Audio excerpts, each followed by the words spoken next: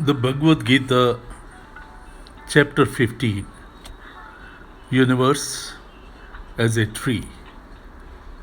It's also called Yoga of the Supreme Power. Now, shlok-wise division of the chapter 15 is as under. Shlok 1 to 6, description of universe as a tree and the means of God realization.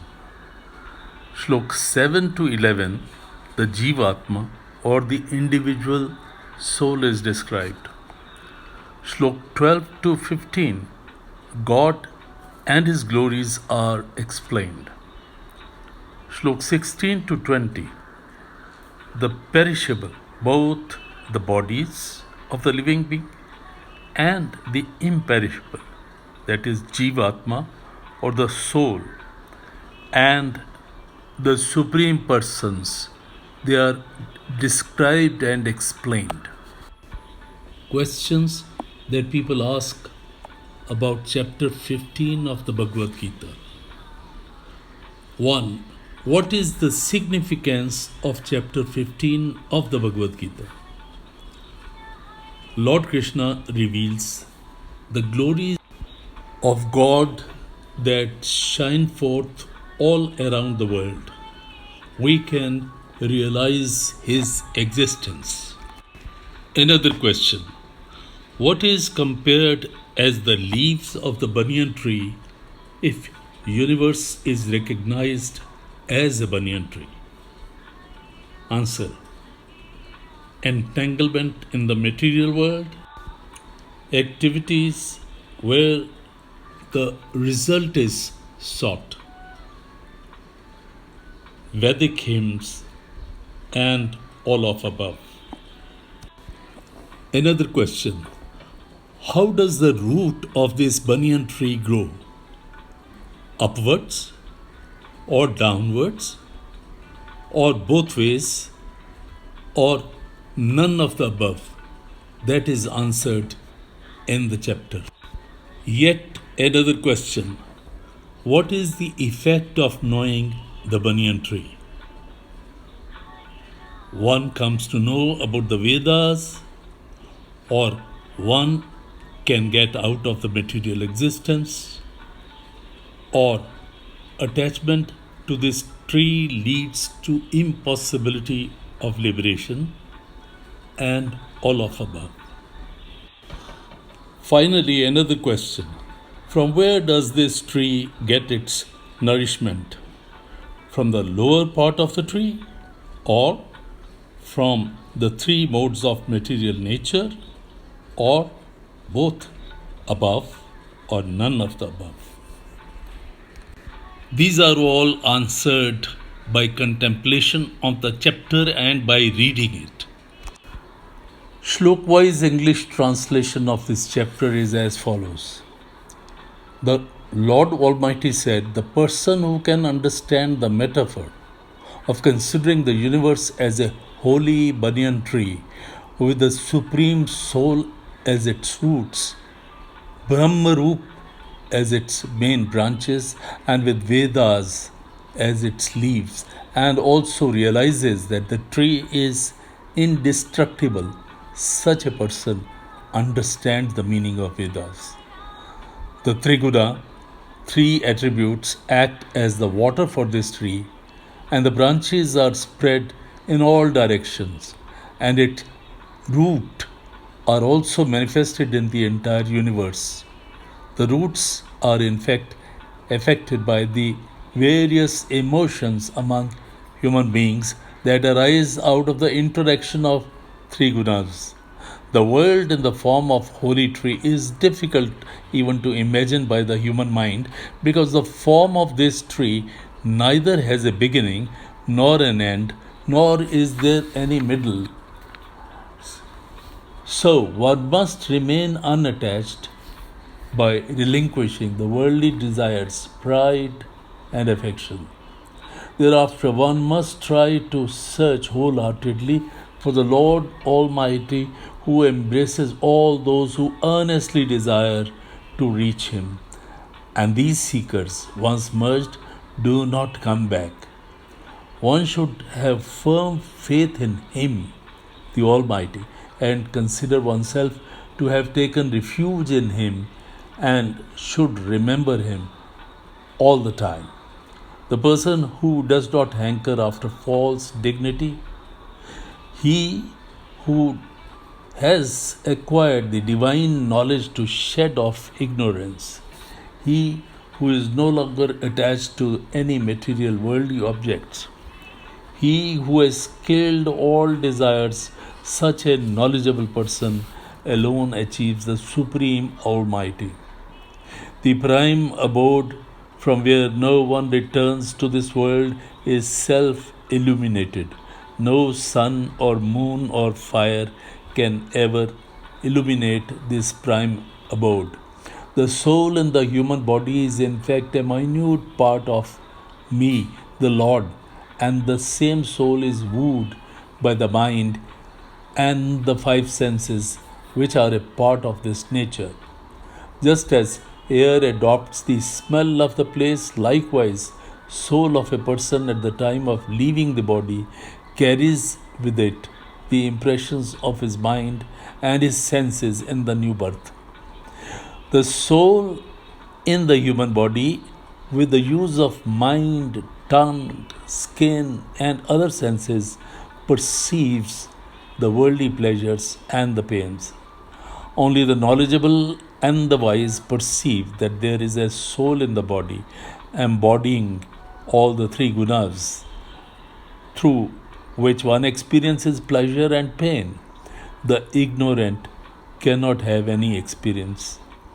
Yogis who make deliberate efforts too are able to perceive the essence of the soul, but others who are not purified, who have not purified their minds, are not able to perceive even after great efforts. The glory present in the sun, which enlightens the entire world, and the one present in the moon is in fact nothing but my glory, glory of the Lord Almighty. I, through my divine powers, come to this earth and engulf all living beings. I, through my abilities, produce all vegetation and the medicine. I am the fire responsible for digestion of foods in all living beings. I am the digestive force for all four kinds of food which are swallowed, chewed, licked, and sucked. I am present in the mind of all living beings since I am omnipresent. I am responsible for their memory, divine wisdom, and the discretion that dispels all doubts, and with the help of the divine Vedas, I am worthy of being known. In fact, I am the doer in the spiritual sense and hold the entire knowledge of the Vedas. In this world, there are two parts of human creation. The bodies of all living beings are mortal and destructible, and the soul of any living being is immortal and beyond destruction. But beyond these two, you must understand there is the greatest power, the Lord Almighty Himself. He is permanent and is responsible for maintenance of life of all living beings. Because I am beyond the mortal body and also beyond the immortal soul, therefore I am known as the prime soul or the Purushottam in the holy scriptures, the Vedas. Bharat, the wise and the knowledgeable person who realizes in essence that I am the prime Lord Purushottam, always remembers me as such throughout his life.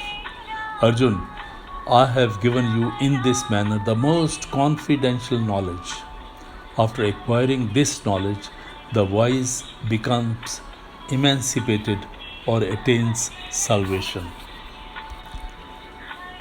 Truly speaking, none has the power to describe in words the glory of the Gita, for it is a book containing the highest doctrines. It is the essence of the Vedas. Its language is so sweet and simple that man can easily understand it after a little practice. But the thoughts are so deep that none can arrive at their end even after constant study throughout his lifetime. Every day they exhibit new facets and truth. Therefore, they remain fresh and new. When scrutinized with a concentrated mind, possessed of faith and reverence, every verse of Gita will clarify and appear as full of the deepest mystery. The manner in which the Gita describes the virtues, glory, and secrets of God is hardly found in any other scriptures, for in other books the teachings are generally mixed up, more or less, with worldly subjects. But in the Bhagavad Gita, uttered by Lord in such uncomparable book that not a word will be found in it which is devoid of some spiritual import. That is why Shri Ved Vyasa, after describing the Gita in the Mahabharata, said, in the end, the Gita should be carefully studied. That is, after reading the text, its meaning and the idea should be gathered and held in mind. It emanated from the lotus like lips of Bhagwan Vishnu himself, from whom never springs the lotus. What is the use of studying other elaborate scriptures? Moreover, the Lord himself also describes its glory in the end of the Gita. All men, irrespective of varna, ashram, possess the right to study Gita. The only qualification needed is faith and reverence. For it is God's injunction to propagate Gita only among his devotees. And he further said that women, Vaishya, Shudra, and even born out of sinful wombs can also attain supreme state of salvation if they cultivate devotion to Him, Lord the Almighty, and through worship of Him by the performance of their own nature-born duties, men can attain perfection. Reflection on these verses make it clear that all men, all living beings, human beings, have right to God realization. Owing to lack of understanding of the truth behind the subject, many persons who have only heard the name of the Gita make this assertion, as the book is intended only for monks and ascetics, and they refrain from placing the book for the study in their children out of fear lest knowledge of the Gita, the later, should renounce their breaths, their birth, their homes, and turn ascetics themselves. But they should consider the fact that Arjun, who had, due to infatuation, prepared himself to turn away from the duty as a Kshatriya and live on alms, being influenced by the most secret and mysterious teachings of the Gita, he lived the life of a householder all his life and performed all duties. How can the very Gita produce diametrically opposite result? Therefore, men who desire their own welfare should give up this delusion and with utmost faith and reverence induce their children to study the Gita, understanding the meaning and the underlying idea of each and every words. And while studying Gita, reflecting on it themselves, they should according to the injunction of the Lord, earnestly take to spiritual practice. For obtaining this most valuable human body, it is improper to waste even a single moment of one's time in indulging in transient enjoyment, the roots of sorrow.